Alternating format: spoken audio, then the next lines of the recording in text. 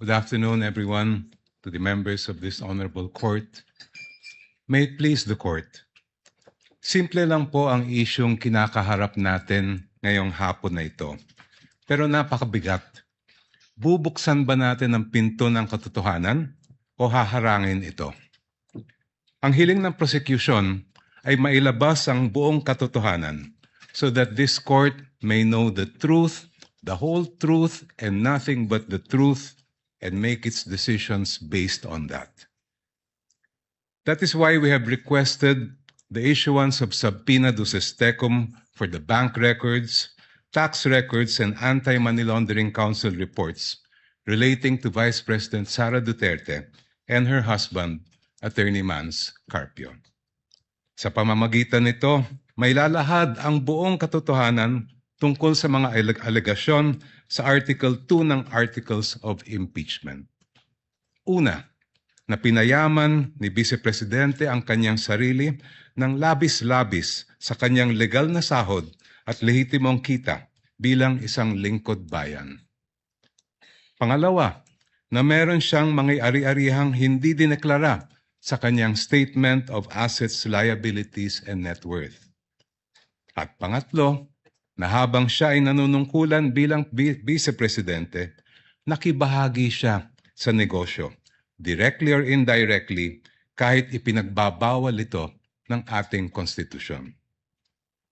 Sasabihin marahil ng depensa na walang kapangyarihan ang hukumang ito na busisiin ng mga bank records, tax records at AMLA reports ni VP Sara.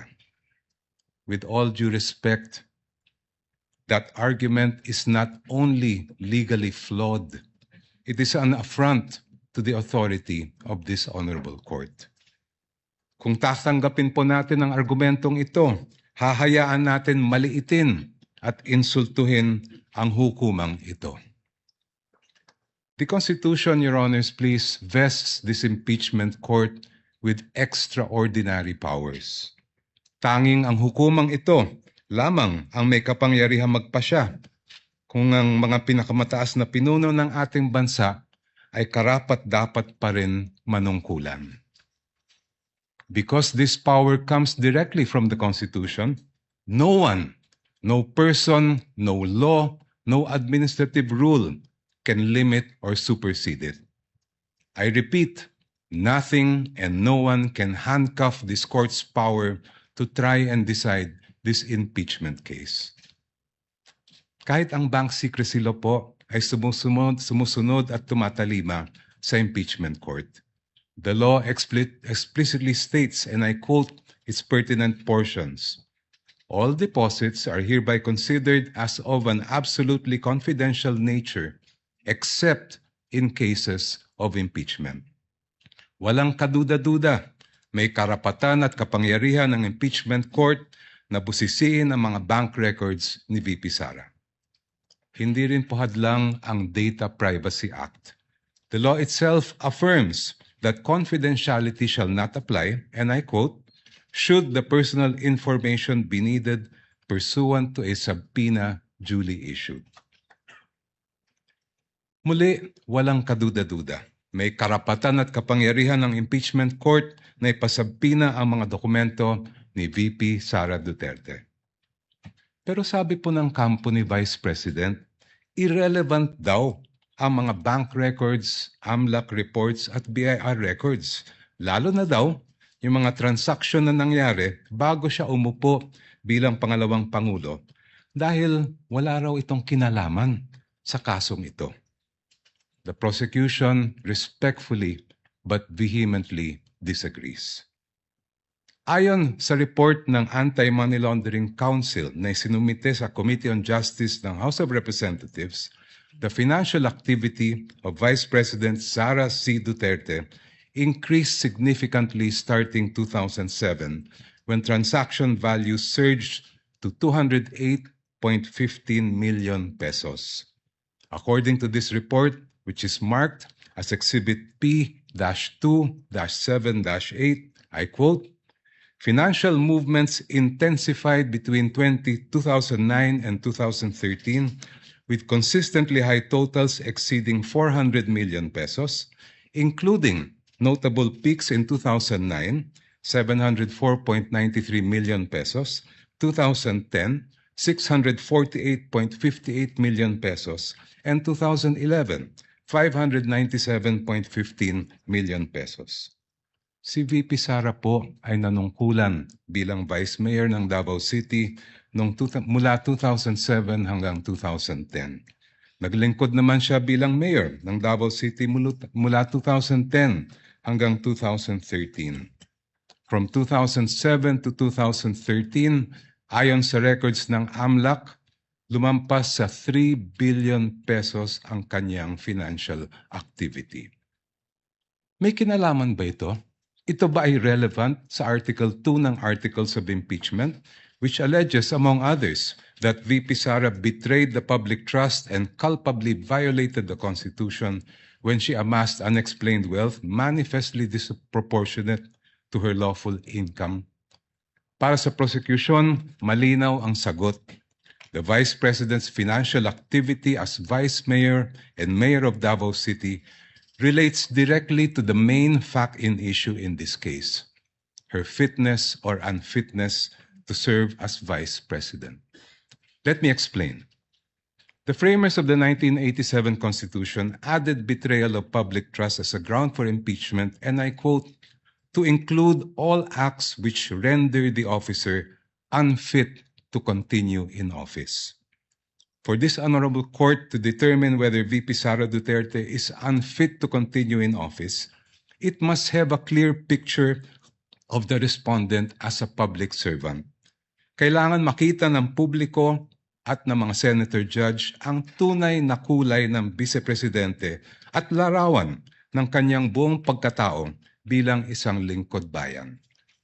If she amassed staggering amounts of unexplained wealth while she was a vice mayor and mayor, doesn't that say a lot about her unfitness to serve as a vice president?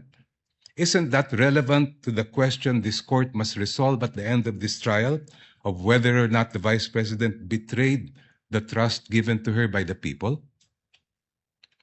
From what I have gathered and read, Your Honors, please, this is not the first time this court has been confronted with this issue. Sa impeachment ni dating Chief Justice Renato Corona, tinanggap ng hukumang ito ang mga ebidensyang nakalap bago pa man siya naupo bilang punong hukom. I believe it was then Senator Judge, now presiding officer Francis Escudero, who raised the question, will the impeachment court consider only Corona's acts as Chief Justice? This after observing that some exhibits predated his appointment as Chief Justice. This matter was taken up in caucus, after which this court decided to allow such evidence. When Philippine Savings Bank President Pascual Garcia III testified before this court in the same Corona trial, he refused to answer the question of then-Senator Judge Franklin Drilon on the starting balance of Corona's 2 peso-denominated accounts. But, if I'm not mistaken, it was Senator Judge Alan Peter Cayetano who said that records of initial deposits are among the quote-unquote opening documents that should have been brought to the impeachment court. After reading the subpoena, presiding officer Senator Juan Ponce Enrile held that Senator Judge Cayetano's observation was correct. During the same hearing, the presiding officer ordered the issuance of subpoena to PS Bank Katipunan branch manager Annabel Chongson to bring all the bank records of the Chief Justice. A few days later, the impeachment court denied the defense's motion to quash the subpoena for the peso bank accounts of CJ Corona. The presiding officer explained that the purpose of the subpoena is to find out if Corona has not included the deposits in his salin. This court also denied the defense's motion to suppress evidence on Corona's bank accounts. Sa huli, binusisi ng hukumang ito ang bank records ni Chief Justice Corona mula sa kanyang unang balanse bago pa man siya naging punong mahistrado. The panel of prosecutors respectfully submits that the subpoenas for the production of the bank records, AMLA documents, and BIR documents of the Vice President and her husband are proper and should be issued by this honorable court. Now allow me, Your Honors, to return to my first point. There is a deeper reason why this court must resist the attempts of the respondent to exclude evidence that is obviously relevant. It has to do with curtailing the power of this court. The Constitution gives this honorable court, and I quote, the sole power to try and decide impeachment cases. Kayo lang po, Your Honors, ang may kapangyarihang magpasya kung ano ang impeachable offense at kung anong ebidensya ang maaaring tanggapin para patunayan ito. Kinilala ito mismo ng Korte Suprema. In the case of Francisco versus House of Representatives, the Supreme Court declared, and I quote, a determination of what constitutes an impeachable offense is a purely political question which the Constitution has left to the sound discretion of the legislature. Such an intent is clear from the deliberations of the Constitutional Commission. Inulit po ito ng Supreme Court sa kasong Gutierrez versus House of Representatives, where the Supreme Court declared, and I quote, Francisco instructs that this issue would require the court to make a determination of what constitutes an impeachable offense. Such a determination is purely a political question which this Constitution has left to the sound discretion of the legislature. Clearly, the issue calls upon this court to decide a non-justiciable political question which is beyond the scope of its judicial power. Since this impeachment court has the sole power to determine what constitutes an impeachable offense, no one, not the Supreme Court, much less the defense, can impose limitations on that power. No one can dictate to this court how to exercise the exclusive power to decide what constitutes an impeachable offense. In closing, Your Honors, I go back to the most fundamental provision in our Constitution on the accountability of public officers, Article 11, Section 1, which provides, and I quote, public office is a public trust. Public officers and employees must at all times be accountable to the people. Ibig sabihin po, sa proseso ng impeachment, ang pananagutan sa taong bayan ang pinakamahalaga sa lahat. Kaya naman po, ang hiling namin sa Korte, gamitin ang inyong natatanging kapangyarihan at karapatan na busisiin ang bank records, tax records at AMLA reports kaugnay ni VP Sara at ng kanyang asawa.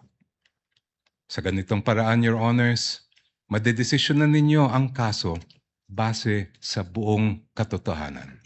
The truth, the whole truth, and nothing but the truth para sa interes at kapakanan ng sambayanang Pilipino.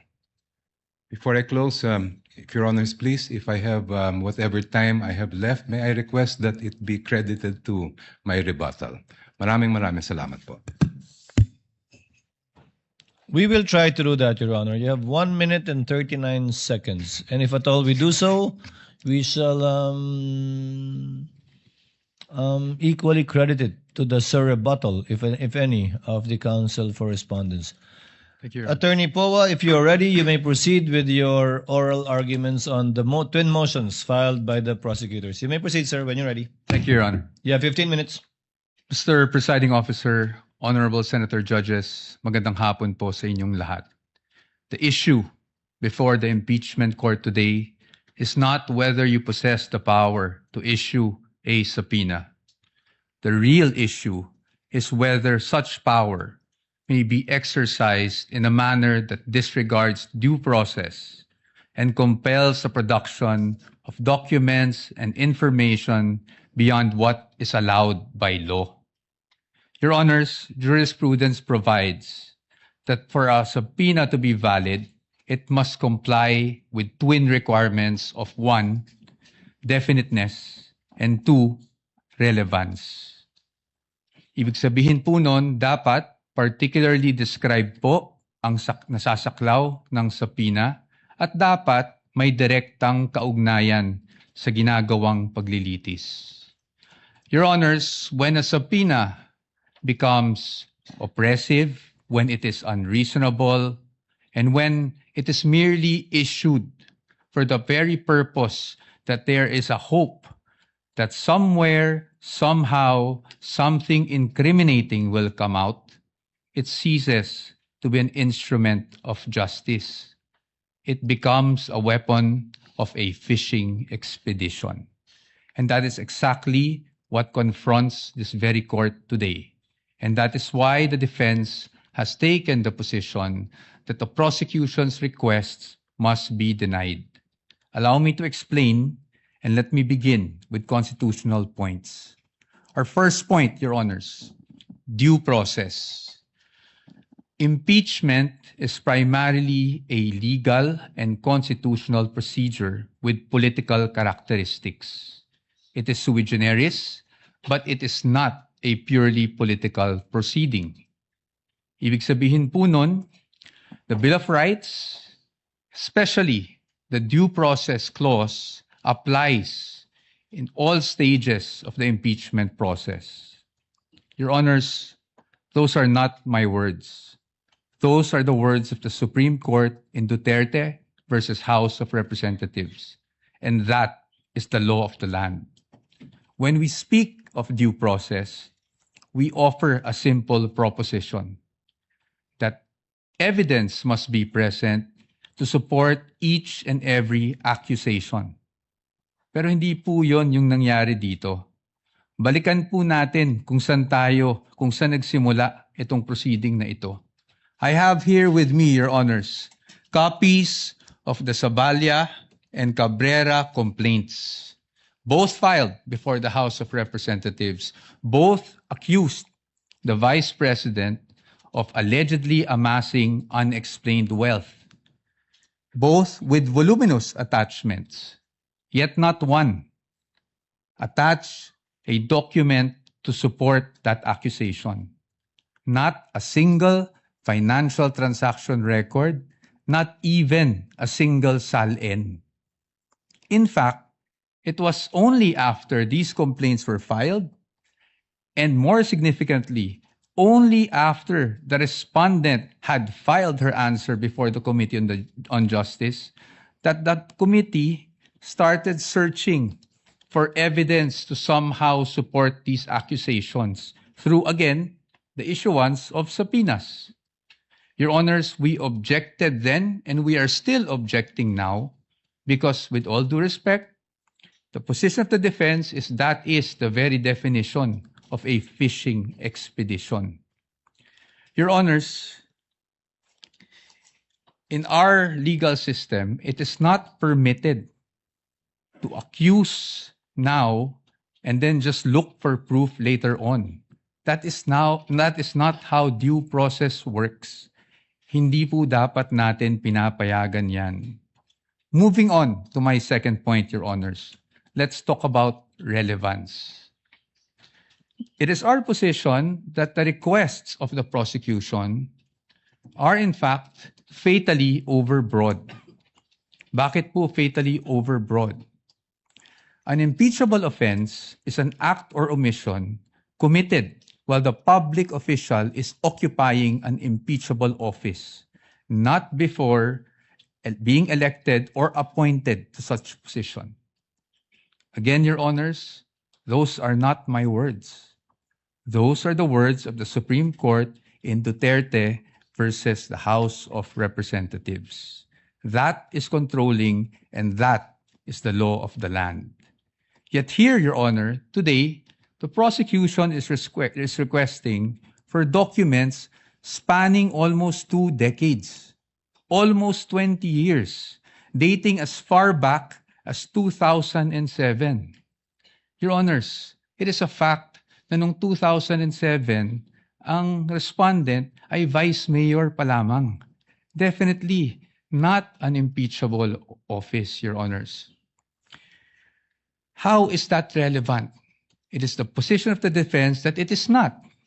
In fact, what that is an unlimited search throughout a person's financial history. That should not be allowed. Your Honors, if a subpoena is not narrowly tailored, it is oppressive. For these reasons alone, we are of the position that the request should already be dismissed. Nonetheless, if the impeachment court were to extend its utmost liberality, which the prosecution have asked for in their memorandum, we'd like to point out, Your Honors, that Congress itself, the Senate and the House of Representatives, enacted laws that specifically prohibit the disclosure of these information that the prosecution is asking for now. Let us go through them one by one.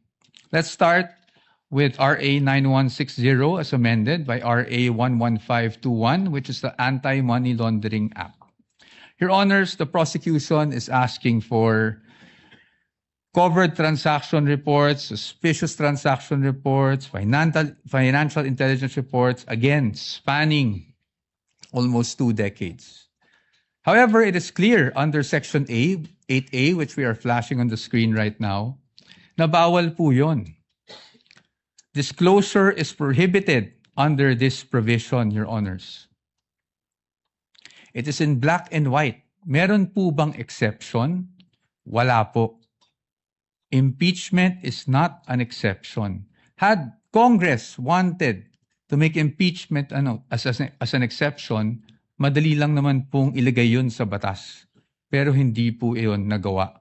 Now, in fact, I also have here copies of the Financial Intelligence Report and another report from the AMLAC, the Information Management Analysis Group, which were already marked as exhibits, Your Honor, and it's in the records of the court.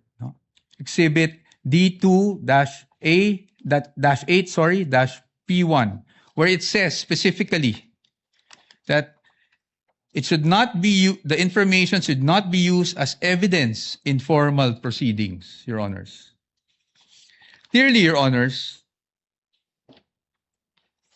to compel AMLAC officials to disclose such information would be to compel them to violate the law.